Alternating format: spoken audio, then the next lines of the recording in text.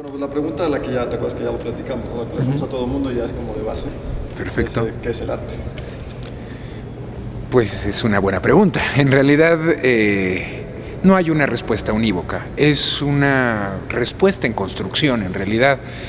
Es complicada en realidad también esta pregunta porque define épocas, define estilos, define tiempos, define integrantes, ciclos de comunicación y tendríamos que apostar por esta manifestación del hombre que está en un momento determinado expresando un sentimiento a través de un material, una técnica, por más efímera que sea, que incluso su propio cuerpo está demostrando un sentimiento y llevándolo hacia un espectador. Tiene que haber intencionalidad y bajo esta idea, pues aproximar eso complejo de la obra que se llama experiencia estética, que será esa relación unívoca y perfectamente subjetiva entre una obra y ese visitante. Pero bueno, da para sin duda muchísimas discusiones, un derrotero que empieza todavía a provocar nuevas formas de discurso y sin duda será muy interesante poder construirla y contribuir desde un espacio como lo es un museo esta vigencia o pertinencia de lo que implica el quehacer estético. Bueno, porque una de las personas que están en la entrevista, en el documental, dice que se puede definir el arte según la época, pero que no hay un arte, no hay una definición de arte para todas las épocas. Lo digo porque tú estás en un museo donde abarcan muchos siglos, pero sigue siendo clásico, ¿no? Digamos. Pues, tantos siglos que abarcas, pero todo es arte. Sí, y no hay una constante. En realidad, el arte está en el que mira ese objeto y entonces pone una carga hacia la obra y entonces la considerará también una obra maestra o una obra que no le mueve. Pero, de nuevo, por eso es subjetivo y no hay canon. En realidad, de nuevo, es arte una respuesta en construcción. Otra de las cosas que se ha mencionado en el documental es que el arte es elitista. Sí, en realidad tendríamos que, yo aludo siempre a una artista gallega, Dora Luz, que dirá, el arte es para todos, pero no todos lo entienden, ¿no? Entonces, sí, está abierto, está esa posibilidad, pero también hay una disponibilidad de llegar a él. Desde Museo Sumaya tendríamos que nosotros, y me podría contradecir al momento de decir arte para todos, en realidad es posibilitar que esa relación de arte se dé para cualquier persona que esté entrando a este espacio y que entonces tenga una relación como si la obra fuera un espejo. Y entonces a veces nos vemos reflejados en un espejo que no queremos mirarnos y a veces nos atrae ese reflejo de una forma de pulsión hacia eso que estoy refractando. Entonces, digamos, hay distintos niveles de experiencia, pero tendríamos que entonces apostar por los espacios en donde se está exhibiendo arte, qué tipo de público puede tener acceso a él y si estamos diciendo arte para todos, bueno, pues entonces realizar actividades y buscar o fomentar relaciones para que esos todos lleguen, pero cada vez menos en el ámbito museal hablamos del público en general. Cuando hablamos también en ese sentido de, bueno, entonces todo es arte o todos vienen, bueno, es muy fácil el contradiscurso de nada es arte y nadie viene. Muchas veces nos quejamos también de que los espacios culturales son poco atractivos para la mayoría, pero ¿qué estamos haciendo como espacios culturales para ser entonces atractivos? Competimos, la oferta es muy amplia, pero si nosotros no ponemos atención en esos intereses particulares de nuestras diferentes audiencias, difícilmente van a poderse ver reflejados de una forma pues de agrado o desagrado, pero que realmente sea de interés para el que está llegando a nuestra oferta. Las galerías pues obviamente pertenecen a la gente que puede comprar, que tiene dinero, pero luego las galerías dicen que gracias a ellas los museos tienen obra. Entonces, ¿cuál es la relación entre...? Es una relación siniestra, porque finalmente hay agentes que no deberían de mezclarse en su propia posición. Es decir, un artista hace una obra y generalmente, bueno, pues llega a un, pues marchante, un marchand de obra, y ese marchand pues la coloca en una galería o en otra y empieza a moverse, y entonces un museo o un coleccionista puede tener acceso a ella.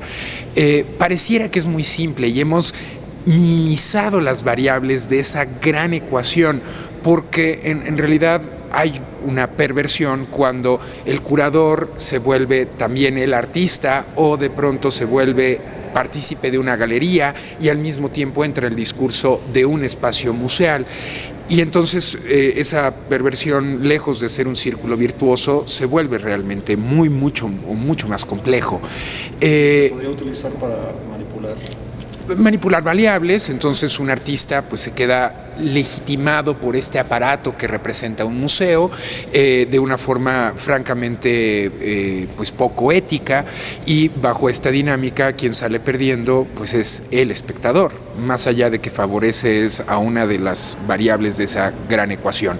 Entonces es una relación sin duda compleja, muy difícil de poder establecer entonces cuál es el camino, porque hoy en día también se están entremezclando en los discursos, y la galería de pronto tiene propuestas mucho más vigentes que un museo que pasa por distintos cánones institucionalizados de la academia o de la institución museal. Entonces también se vuelven mucho más frescos. Hoy en día las galerías, si lo vemos en un promedio, quizás son un poquito más visitadas que los propios museos, y eso entonces decimos, ¿qué pasa? ¿Qué parte del público no se siente reflejado en el espacio del museo y por qué? Y muchas de esas preguntas se dan por la vigencia del arte o el arte contemporáneo, que los espacios de los museos nos hemos cruzado de brazos a decir, aquí está el conocimiento, vengan y admírennos, y se vuelve realmente, bueno, deja de lo pretencioso o snob, en realidad se vuelve dramático, porque no podemos entonces construir un museo desde la perspectiva retrospectiva, es decir, ¿qué nos ha traído hasta aquí? Y entonces prospectivamente hacia dónde nos dirigimos. Y en esa suerte de montajes, también de una forma muy pretenciosa, el museo pretende ser el último espacio de referencialidad a la obra de arte, cuestión que es francamente pues equívoca, porque nosotros como espectadores también tenemos nuestra propia suerte de montajes, y los propios artistas y las propias galerías y los propios curadores e incluso los propios museógrafos, y es un montaje sobre un montaje que nos lleva a una composición mucho más compleja de cómo somos como agentes del siglo XXI.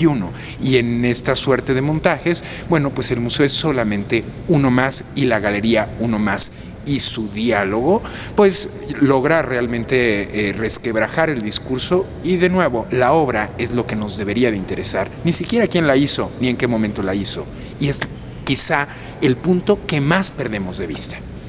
O sea, simplemente por el hecho de estar en un museo ya es arte, o por el hecho de estar en una galería ya es arte. Es un agente legitimador, no es el único, pero efectivamente digamos que si estos actores estuvieran en un buen discurso, simplemente por el hecho de que cumpla con todas esas variables y entonces llegue al museo, tendríamos que considerarlo arte, cosa que es muy arriesgada.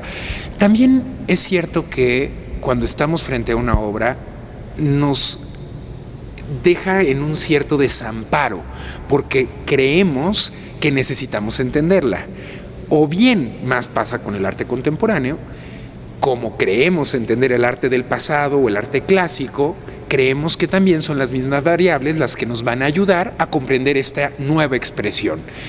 La cuestión es que no necesariamente tenemos que entender el arte, necesitamos experimentar y de una forma muy lúdica entrarle a esa relación con el arte, y el entendimiento o la educación o los valores que están encaminados occidentalmente a entender esa manifestación, no siempre en realidad estamos entendiendo a la obra, estamos entendiendo al artista, estamos entendiendo una época, estamos entendiendo un tema, una representación, una abstracción, un sentimiento, pero no a la obra en sí misma. Por eso es interesante volver a poner sobre la mesa de diálogo a la obra, sin tantos o con todos sus marcos referenciales, pero centrándonos en ella. La cuestión es que resulta muy compleja. Yo también y he hecho a alumnos esta misma pregunta: si yo tuviera una experiencia estética plena que me haga reflexionar sobre quién soy, sobre qué deseo, sobre qué repulsión tengo hacia algún aspecto en específico, y resulta que esa obra no es de un artista, sino de un falsificador, ¿cómo opera la experiencia estética? La cuestión es que resulta muy difícil de contestar porque en realidad yo ya la experimenté. Pero entonces, ¿quién es artista y quién no es artista? Cuando digo todo es arte, luego entonces nada es arte. Volvemos al mismo círculo y pareciera un uroboros, una serpiente que se muerde la misma cola. Pero de nuevo aquí es, si yo puedo experimentar una sensación que me haga reflexionar sobre mí mismo y su entorno, ¿necesariamente eso es arte? ¿Necesariamente tiene que ser dado por un artista?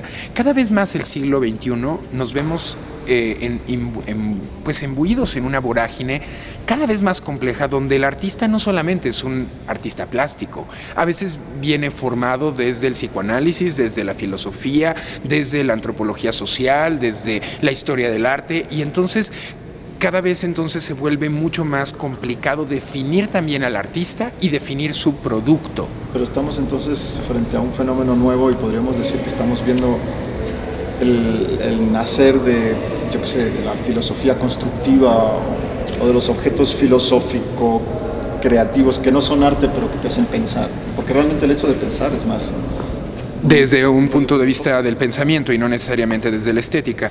La pregunta de nuevo sería, ¿y antes sí lo entendíamos? Antes ese arte clásico del Grecia, de Roma, o del humanismo, o del barroco, o del manierismo, o del romanticismo, ¿en realidad lo entendemos o también es una construcción intelectual que nos hace empatar con ese discurso y desde una manera estética presuponemos que entonces estamos entendiendo en su completud a la obra? En realidad existe esa completud, y si existe, ¿cómo bordeamos? Es como la misma pregunta de la muerte, y la obra en sí misma tiene muchos discursos que tienen que ver con ese abismo hacia lo insondable, ese laberinto que nos deja en una pulsión que se analoga a la pulsión de muerte. Y dentro de lo que es, o sea, el papel que juega el arte dentro de la sociedad hoy, ¿tú cómo lo ves? ¿Qué papel juega el arte en la sociedad? Parece que el más inmediato será construir ese espejo, reflejo de lo que somos. Y de nuevo, hay veces que ese espejo, si es muy temprano, a las 5 de la mañana, decimos, mejor nos vemos en un ratito, porque nos identifica de un modo tan siniestro que entonces vamos a repeler ese sentido. Pero la sociedad necesita el arte. ¿Tú crees que si desapareciera todo el arte, la sociedad se daría cuenta? Creo que es innato al hombre porque siempre ha manifestado su entorno. Entonces sería difícil que desapareciera. Realmente el arte, su función, si es que existiera solamente una, pues es muy complicada, pero tendría que ir en función de manifestar y dar testimonio de su estar presente y ser presente en un momento determinado, y bajo esta dinámica pues entendernos y entender a ese artista, a esa obra, a esa relación, pero al mismo tiempo como espectadores no quedarnos expectantes con los brazos cruzados, en realidad hacer que esa obra sea el punto de partida de una búsqueda en un universo interior hacia adentro, pero también hacia afuera. Hay muchas contradicciones en todas las entrevistas que hemos hecho. ¿Hay que estudiar o no hay que estudiar para tener, o sea, tenemos que entender esa obra de arte, tenemos la obligación de entenderla y tener que estudiar para entenderla? No, la función desafortunadamente de la definición del museo de 1994 del ICOM, del International Council of Museums, en realidad dice que el papel del museo es educar. Me parece que es muy arriesgado esa sentencia. Sin duda hay que conservar, porque es parte del patrimonio, hay que estudiar, investigar y sin duda difundir, pero eso ya lo hemos hecho. Entonces, ¿cómo le damos la vuelta a esta situación? Educar y estudiar arte, ¿en qué sentido y para qué? Es como, ¿vale la pena estudiar filosofía? Sin duda, pero ¿para qué quiero estudiarla? Y esa es también parte de la ecuación que a veces perdemos de vista. ¿Qué es lo que pretendo entender de eso que estoy viendo? Quiero entender en su completud su magnificencia o su desgracia, ¿en qué sentido y para qué? ¿Qué me está construyendo? ¿Qué me está aportando? Pero podemos sustituir lo que uno siente con el entendimiento, es decir, no, lo que veo no lo entiendo, no sé lo que es, no siento nada, pero es que a lo mejor es que no he estudiado lo suficiente. Sin duda, el nivel de experiencia estética va a variar. Si yo soy alguien que ha estudiado mucho de un artista o de otro, entonces hay niveles de experiencia estética. Si tengo una experiencia estética que medianamente me va vinculando con el mundo, bueno, yo también me parece que generalmente nos quedamos en las obras que nos complacen, en obras que nos hacen sentir bien, y habría quizá que detenernos en esas que no nos gustan. ¿Por qué no nos gustan? ¿Hacia dónde nos están llevando? ¿Qué empatamos? Es una sensación, a lo mejor es parte de nuestra propia experiencia personal, de infancia, de adolescencia, de una quiebre, de un punto de inflexión en nuestra propia historia personal. Y entonces, en ese sentido, no necesariamente tengo que entender quién lo hizo y por qué lo hizo y qué deseo hacer, pero me está, favoreciendo, mordiendo nosotros ese anzuelo, llevándonos a un terreno completamente distinto. Entonces, ahí quizá tenga un sentido eso que generalmente nosotros decimos, esto no, o por ahora no. ¿Por qué no? Ya por último, la última pregunta, ¿cómo ves tú en general el futuro del arte? Parece que, me parecería que tendría que ser alentador la respuesta. No lo veo truncado. Me parece que hay que limpiar el engranaje entre los diferentes actores para que esta situación compleja entre artista, galería, crítico de arte, museo, pueda ser mucho más transparente de lo que hoy está haciendo. Cada vez menos hay críticos de arte y eso es realmente preocupante porque no estamos entonces encaminados a, con ojos, si cabe el término objetivos, estar analizando el panorama. De cualquier forma, el artista no se está deteniendo en todas estas relaciones. El artista está creando y ese es su trabajo, crear. ¿Cómo lo cree? ¿Qué necesite? Esos son desde la sociedad otros espacios y otras responsabilidades. Pero el artista en realidad tendrá que seguir creando, tendrá que seguir imaginando otras realidades, tendrá que echarse clavados hacia adentro para después representar de la forma que él quiera con su cuerpo, por más efímero que sea esa relación, bueno, es lo que quiere decir. Y finalmente el arte, pues, si tiene vigencia y pertinencia, me parece que es más que necesario. Cuando nosotros vemos arte en un espacio, vemos reflejado al sujeto frente a la otredad. Y la obra podrá quedar como el psicoanalista perfecto, el callado absoluto, la escucha perenne, y nosotros ir hablando de ella. Y en ese sentido, pues seguir buscando respuestas de nosotros mismos, no necesariamente de la obra. ¿Qué futuro veo en el arte? Pues que se siga fomentando el hacer arte, porque también en la medida que se está produciendo esa otredad, va siendo respetada.